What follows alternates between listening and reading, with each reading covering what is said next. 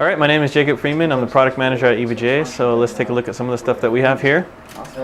So right here I have the EVGA classified SR2 motherboard in a special chassis that we're working with Cooler Master on.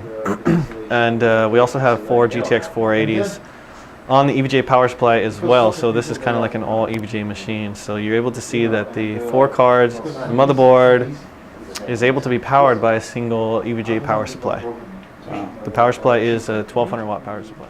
Yeah, so this is the chassis that we're working with Cooler Master on for specifically for the motherboard, although it'll work with other motherboards as well. This motherboard has some pretty unique requirements, such as the length and the width of the board, so we kind of need a new chassis to fit it. So the unique thing about this chassis is that we have this is the EVGA, for some people familiar with some EVGA boards, EVGA ECP is a control panel, and basically we just integrated it into the front of the chassis. So up here we have CPU V-core. If you press that, it'll increase the CPU V-core. This will increase the CPU VTT, and this will increase the fan speed. So you kind of have some functionality on the front of the chassis. And for these, you can, those are PCI Express disable jumpers. So if you move that jumper to the bottom location, it'll disable the PCI Express. So it's really useful for troubleshooting, like people using water cooling. It's kind of a big pain to have to try to troubleshoot and pull each card out to figure out which one's bad. So that one does help you out a little bit. So over here, this is the EVGA GTX 480 FTW card. So it's a water-cooled card. So we're able to keep during Heaven, it's running Heaven benchmark right now, it's able to stay at about 49 degrees Celsius. So that's like almost half the operating temperature of a standard GTX 480. So we're able to keep the card running really cool so you can get more overclocking headroom out of it. So we can find that these cards can do usually over 800 megahertz with a water block on it.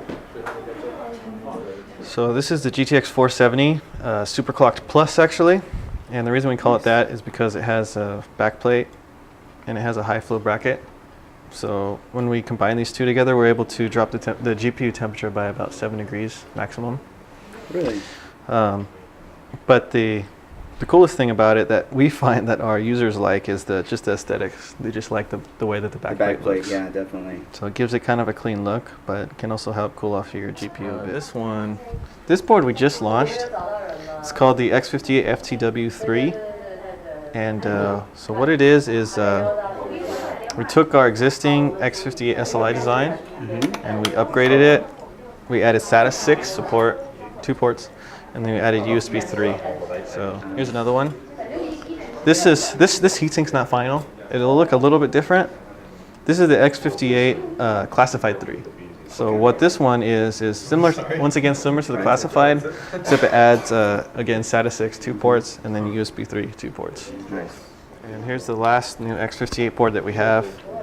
This is the X58 SLI 3, and for people familiar with EVGA motherboards, this is an upgrade over the X58 LE.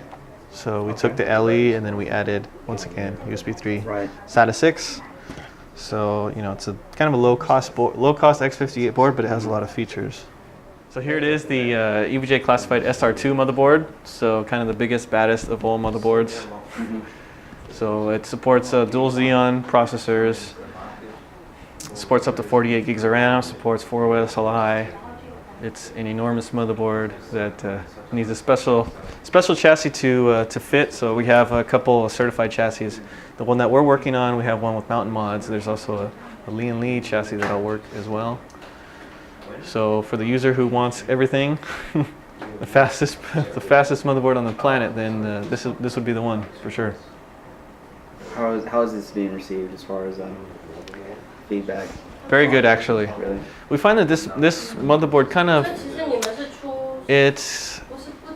of reaches into a lot of different markets. Not only the gamer who wants the fastest platform, but also the overclocker, and then we also have the workstation users, the server users. So it kind of fits a lot of different needs that people have.